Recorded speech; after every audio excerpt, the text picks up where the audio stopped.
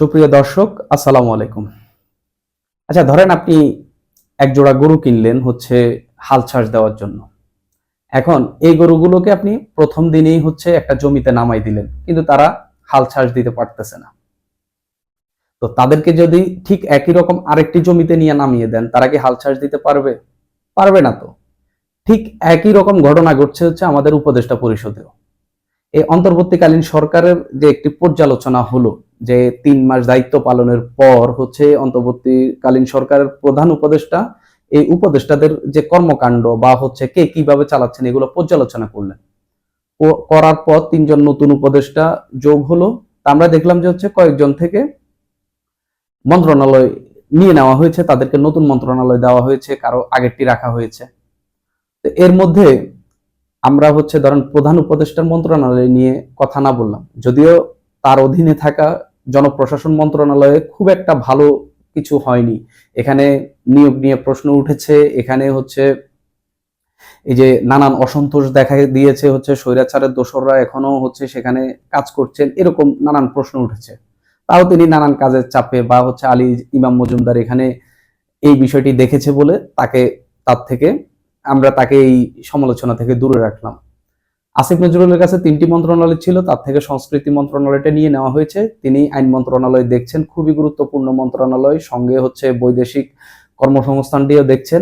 তো তার উপর চাপ ছিল বিদায় সংস্কৃতি মন্ত্রণালয়টা নিয়ে নেওয়া হয়েছে। আরো একজন সালেউদ্দিন আহমেদ, যিনি অর্থনীতি মন্ত্রণালয় হচ্ছে খুবই ভালো করছেন।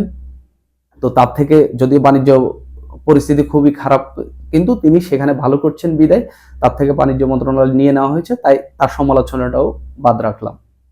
কিন্তু এই যে ধরেন হাসান আরিফ, যার কাছে খুবই গুরুত্বপূর্ণ এবং বড় একটি মন্ত্রণালয় ছিল, এই দেশের মোটামুটি সব জেলা, সব উপজেলা কোথায় কি হচ্ছে সব এই স্থানীয় সরকার মন্ত্রণালয়ের অধীনে, কিন্তু তিনি সেখানে করেছেন বিদায়ী তো তার থেকে মন্ত্রণালয়টি নিয়ে নেওয়া হয়েছে। কিন্তু তাকে আবারও 2টি গুরুত্বপূর্ণ মন্ত্রণালয় দিয়ে রাখলেন, ভূমি মন্ত্রণালয়, বিমান ও পর্যটন মন্ত্রণালয়। তো তিনি কি সেখানে পারবেন? যদি তিনি স্থানীয় সরকার মন্ত্রণালয় ফেল করেন, তিনি ভূমি মন্ত্রণালয় সামলাইতে পারবেন? যদি না পারেন, তাহলে তাকে রাখার কি দরকার, বা তাকে 2টি মন্ত্রণালয় দিয়ে রাখার কি দরকার?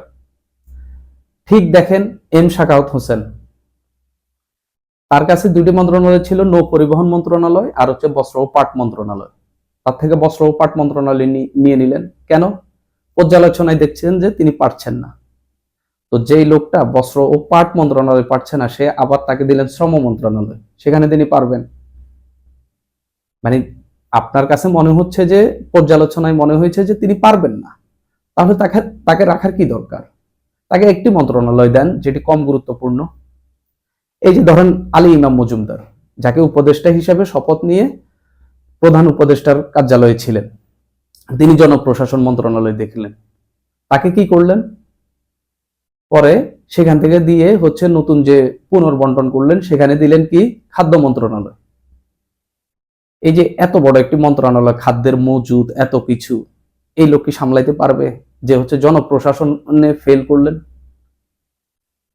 মানে অযোগ্যদের একটা কারখানা হয়ে গেছে মনে হচ্ছে এই উপদেষ্টা পরিষদ। যিনি পারবেন না তাকে বাদ দিয়ে দেন। এটা তো পলিটিক্যাল গভর্নমেন্ট না যে হচ্ছে আপনার দলের উপর আঘাত আসবে বা হচ্ছে এই লোককে বাদ দিলে আপনার অসুবিধা হবে, এই নির্বাচিত হয়ে আসছেন, জনগণের একটা চাহিদা আছে তাকে রাখার, এমন তো না। ঠিক আপনি দেখেন যে হচ্ছে এই যে আসিফ মাহমুদ সজীব ভুঁইয়া, যিনি শ্রম মন্ত্রণালয়ে কমপ্লিটলি ফেল করছেন, তারে দিয়ে দিলেন কি স্থানীয় সরকারের মতো এত বড় একটি মন্ত্রণালয়। কেন নতুন আরেকজনকে ইনক্লুড কইরা হচ্ছে তাকে দেওয়া যাইতো না? যে লোকটা এই যে শ্রম মন্ত্রণালয়ের মতো গুরুত্বপূর্ণ জায়গায় ফেল করলেন, তাকে কেন হচ্ছে স্থানীয় সরকার মন্ত্রণালয় দিতে হবে? তাকে অন্য ছোট একটি মন্ত্রণালয় দেন। তারা তো নতুন, তাদের তো শিখতে হবে, তারা এই প্রশাসন ব্যবস্থাটা তো আগে জানতে হবে। এবার আসেন আরেকজন উপদেষ্টা, যাকে শপথ নিয়ে বসায় রাখলেন। এই যে 24 জন উপদেষ্টা, প্রধান উপদেষ্টা সহ, একজনের গাঁড়ে 2টা 3টা 4টা করে মন্ত্রণালয়, প্রধান উপদেষ্টার কাছে 4টা। তো আরেকজন উপদেষ্টাকে আপনি ফ্রিতে রাখলেন কেন? উনি কি বাকি উপদেষ্টাদের সব মন্ত্রণালয় দেখবেন, নাকি তিনি উপদেষ্টাদের উপদেষ্টা? মানে তাকে কেন হচ্ছে এই এরকম বিলাসিতা দেখাইতে হবে? নাকি তাকে প্রধান উপদেষ্টা বানাবেন? নাকি ডক্টর মোহাম্মদ ইউনূস কি প্রেসিডেন্ট হবেন? তো সেটা হলেও ঘোষণা দেন। মানে এই সময়ে দপ্তরবিহীন উপদেষ্টা রাখাটা কি সমীচীন, বা এরকম বিলাসিতা দেখানোর সুযোগ কি এখন আছে? একটা মানে লেজে গোবরে অবস্থা হয়ে আছে। দুই একটি মন্ত্রণালয় ছাড়া ভালো কাজ আসলে কোথাও হচ্ছে না।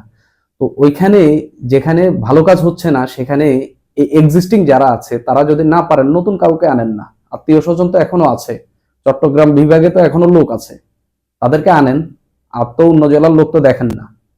এই চট্টগ্রাম বিভাগ থেকে, তারপরে হচ্ছে এই দক্ষিণাঞ্চল থেকে লোক লোক আনেন না। 30 জন করেন, একজনকে এক একটা মন্ত্রণালয় করে দেন। এই যে দেখেন স্বাস্থ্য উপদেষ্টা নূরজাহান বেগম, তাকে নিয়ে হচ্ছে পঙ্গু হাসপাতালের আহতরা আন্দোলনই করলেন। তিনি এই যে একটা বিপ্লবের পর তিনি হচ্ছে সরকারের আসলেন, হচ্ছে উপদেষ্টা হলেন।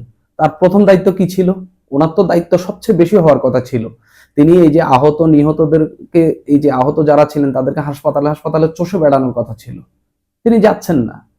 তো এই যে যে একজন এরকম এই স্পিরিটটা, বা হচ্ছে এই যে আহতদের প্রতি যার বিন্দু মাত্র টান নাই, যেটা দেখা যাচ্ছে, তাকে রাখার কি দরকার? অন্য কাউকে দেন। দেশে তো লোকের অভাব নেই, অন্য কাউকে দিয়ে এই স্বাস্থ্য উপদেষ্টা অভিজ্ঞ একজনকে দেন, যিনি হচ্ছে মোটামুটি স্বাস্থ্য খাতগুলা হচ্ছে সামলাতেও পারবেন, আবার হচ্ছে এই যে যারা এই আন্দোলনে আহত হয়েছেন তাদেরও দেখভাল করতে পারবেন। আসলে যদি অদক্ষ লোক থাকে এবং আপনার পর্যালোচনায় যদি মনে হয় যে হচ্ছে এই লোকটা এই মন্ত্রণালয় সামলাতে পারছেন না, মন্ত্রণালয়ের কাজগুলো তো প্রায় কাছাকাছি একই ধরনের, ওই লোকটা কেমনে আরেকটা মন্ত্রণালয় সামলাবে?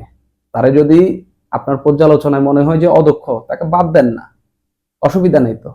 নাকি বাদ দিলে সে বের হয়ে হচ্ছে নানান কথা বলবে? এই যে এম শাখাওয়াতকে এতবার হচ্ছে দপ্তর পাল্টালেন, তাকে নিয়ে যদি সমস্যা থাকে তাকে বাদ দিয়ে দেন। এইভাবে যদি মানে এটা পলিটিক্যাল গভর্নমেন্ট না যে আপনার হচ্ছে যাকে দিছেন তো দিছেন, তাকেই রাখতে হবে।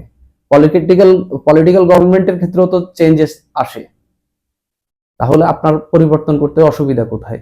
এই যে রংপুর বা রাজশাহী অঞ্চল থেকে একজনও উপদেষ্টা নেননি, এটা নিয়ে তো নানান বিতর্ক হচ্ছে।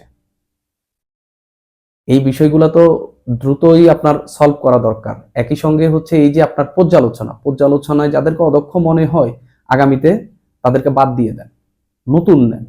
নতুন যাদেরকে দিয়ে কাজ হবে তাদেরকে দেন।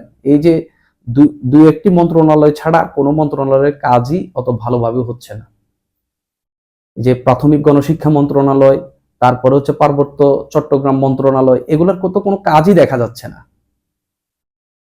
অন্তত কিছু অ্যাক্টিভ লোক যারা হচ্ছে ভালো প্রশাসন বোঝেন, যারা মানে এইসব বিষয় সামলাতে পারবেন, তাদেরকে নিয়ে আসেন, জনগণের আকাঙ্ক্ষা পূরণ করেন।